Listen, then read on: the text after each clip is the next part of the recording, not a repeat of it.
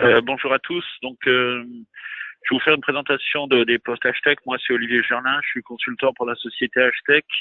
Et ils m'ont demandé il y a 6 mois maintenant de créer leur bureau en France pour la partie européenne avec leurs entrepôts, sachant que je les connaissais depuis des années parce que j'étais un de leurs concurrents et j'avais déjà repéré cette marque. Je vais essayer de vous présenter, vous pourrez poser vos questions rapidement la société et les raisons, si je reviens d'un commercial et technique, les raisons d'acheter Hashtag aujourd'hui. Alors, premièrement, je vais vous donner un peu des chiffres clés pour les gens qui ne connaissent pas la société. Je vais vous parler de la production du produit Hashtag et quelle est notre vision de la qualité du produit. Ensuite, on va revenir sur l'offre, le portfolio, le rapport qualité-prix et notre modèle. Et je vous présenterai quelques produits innovants à venir. Alors, Hashtag n'est pas connu. Clairement, le nom c'était connu des gens qui étaient dans la voie sur IP, donc moi je les connaissais depuis pratiquement l'origine. En 2009, quand je suis parti chez un constructeur de téléphone SIP, j'ai commencé à voir deux, trois compagnies chinoises qui montaient, comme Yealink et Hashtag. Hashtag, pendant longtemps, ne fabriquait pas ne fabriquait pas sa propre gamme de postes. C'est-à-dire, il fabriquait en OEM et il revendait à d'autres fabricants. Donc en fait, ils étaient, on va dire, dans l'ombre. Voilà.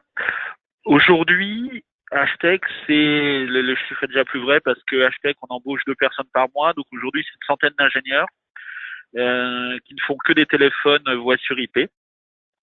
La direction, c'est des anciens de ZTE et Huawei qui maîtrisent totalement le monde des télécoms et des gros deals.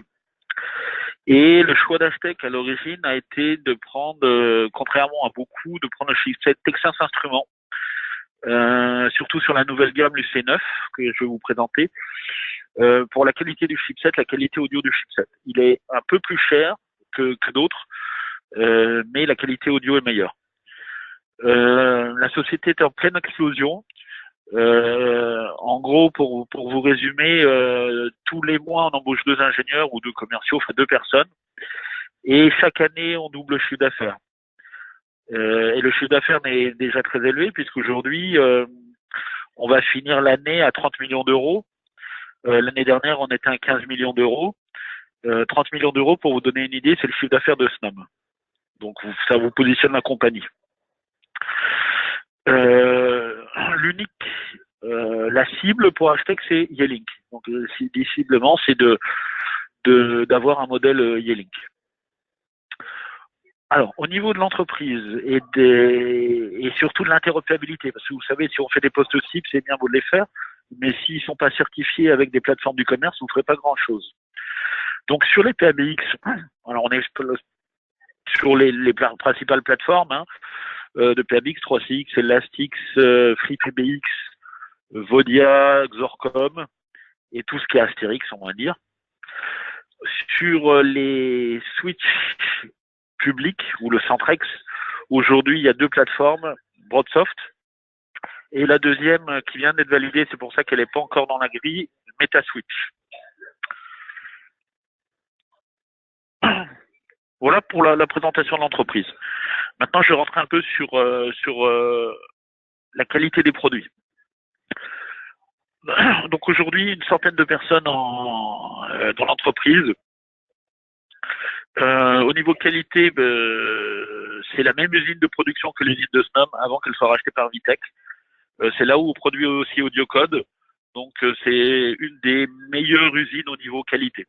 Et c'est normal puisque justement on a voulu faire de la qualité en prenant un des chipsets les plus chers qui était le chipset TI. Et notamment le chipset TI, c'est le 3e point, il est très reconnu, enfin pour les spécialistes, sur la qualité de la voix et surtout de la qualité HD. En fait, l'avantage du chipset TI, en gros, qu'il a entre guillemets un double cœur, c'est-à-dire que vous en avez un qui va gérer la partie data et un qui va gérer exclusivement la voix. C'est comme un coprocesseur voix.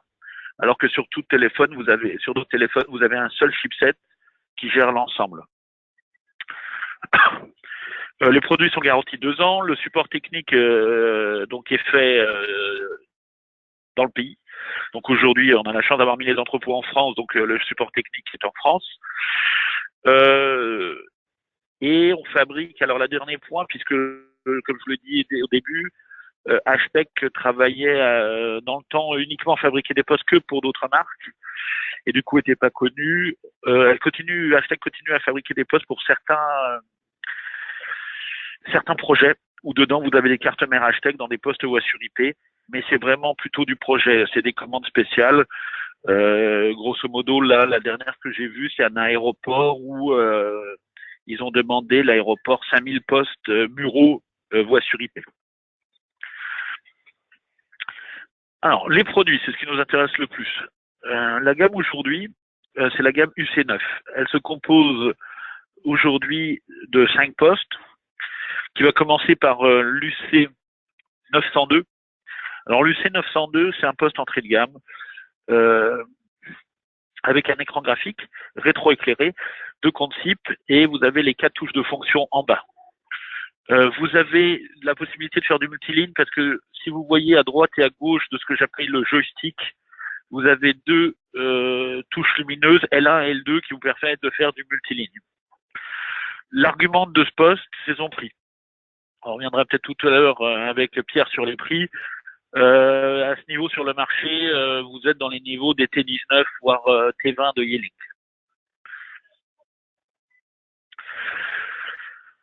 Je reviendrai sur l'UC903. Le UC903, c'est le premier poste, vous verrez qu'il y a un effet de gamme dans la gamme Hashtag, qui est très logique. Donc c'est un poste où vous allez retrouver un écran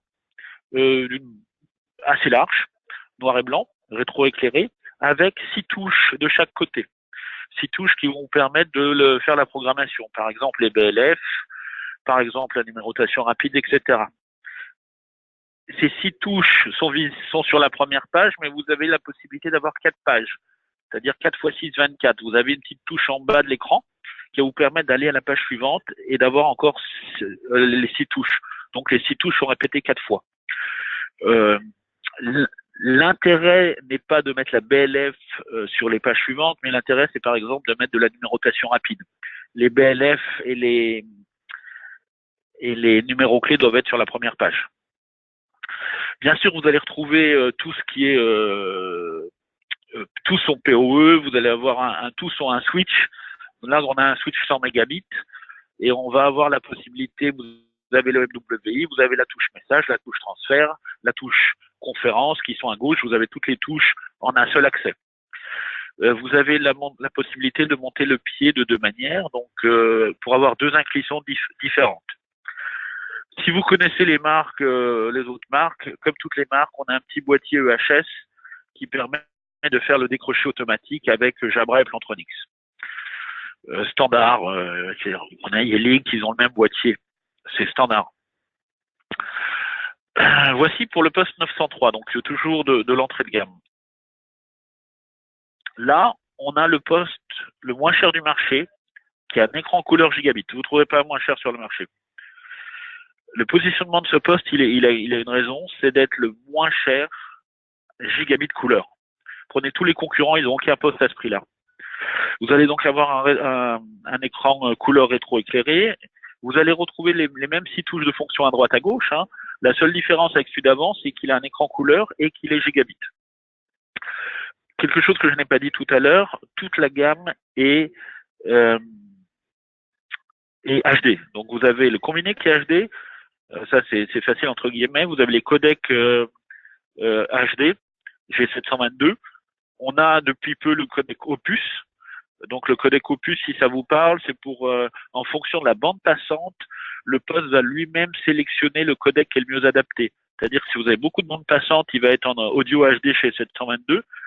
Si la bande passante se dégrade sur votre routeur dans l'entreprise vers l'extérieur, il va se replier sur du G729. C'est ce qu'on appelle des codecs audio adaptifs. Et vous avez quelque chose qui est très important, parce que certains PABX le supportent, que je travaille également pour Vodia, c'est le ZRTP. C'est un des rares postes à supporter l'encryption militaire, ZRTP, qui n'est pas cassable.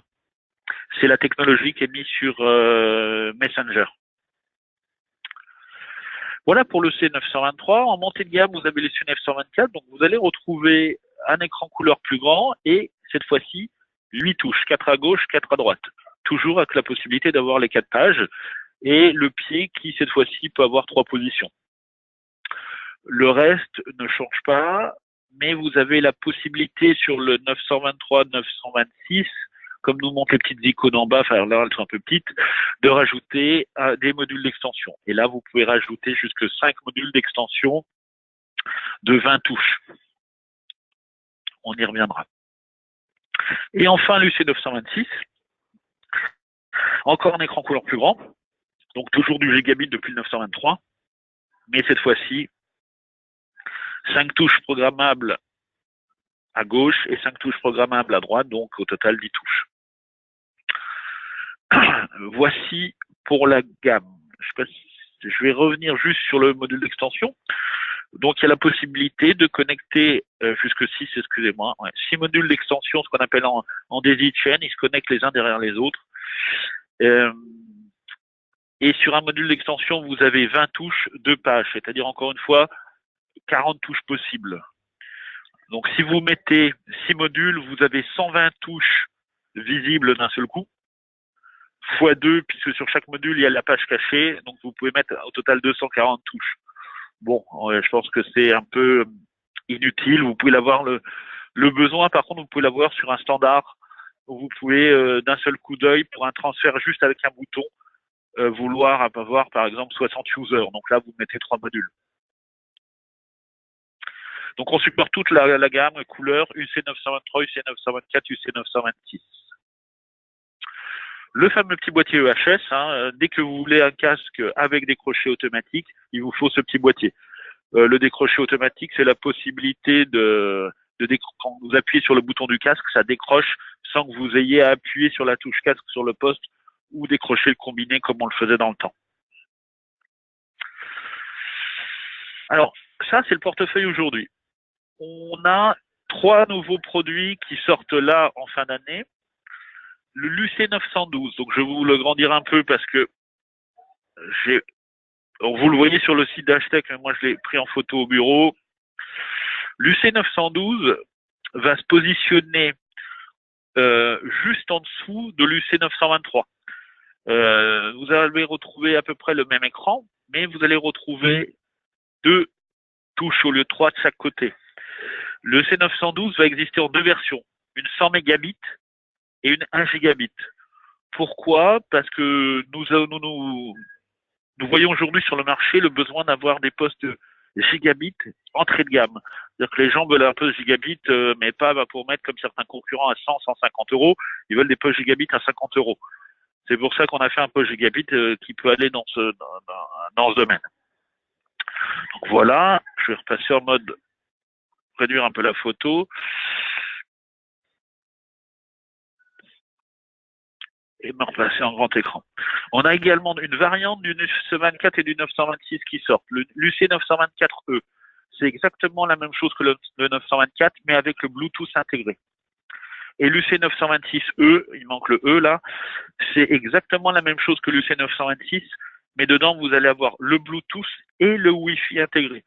C'est-à-dire que vous avez Bluetooth Wi-Fi intégré, ce qui va vous permettre de connecter le poste, par exemple, sur un réseau wireless LAN, en multiple SSID avec de l'accès OS. Fin d'année, alors je préfère dire début de l'année prochaine, on aura les premiers fin d'année. On va sortir le poste couleur, écran tactile, haute résolution. Si vous voyez l'écran l'UC 920, le T49, je crois, ou T48. Non, T48, on va sortir un concurrent du T48 de Yeeling avec un écran plus grand et surtout la possibilité d'insérer une caméra vidéo sur le port USB qui est derrière. Donc vous le voyez sans caméra vidéo au milieu et avec caméra vidéo derrière. Bien sûr avec le MPEG 4. Donc vous allez avoir le même poste qui va être soit en tactile plus vidéo si vous achetez l'accessoire. Il y aura 2 versions. Une version avec le Linux Hashtag, c'est-à-dire propriétaire Linux fermée entre guillemets, et on aura une version Android. Pourquoi avoir fait une version Android? C'est pour pouvoir ouvrir au monde des applications. Un exemple d'application, ce qu'on appelait Skype for Business, Microsoft Skype for Business, donc la téléphonie Microsoft, ou ce qui s'appelle maintenant Microsoft Teams. Donc le fait de pouvoir avoir un OS Android va permettre de charger l'application Skype for Business de Microsoft. Enfin, également au premier semestre 2018, avec l'écran tactile sort un DECT 6 combiné 4 monocell. Voilà. J'ai fait le tour volontairement, rapidement, parce que ça reste du téléphone. Je suis vraiment là ouvert à vos questions parce que c'est là le plus intéressant. Je pense que de parcourir tous les écrans des téléphones. Je sais pas si vous avez des questions. Merci Olivier, on va voir justement s'il y a des questions. Alors pour l'instant, j'ai pas de questions particulières. Donc juste je vous rappelle, donc pour saisir les questions, vous avez dans le menu sur votre droite un petit bouton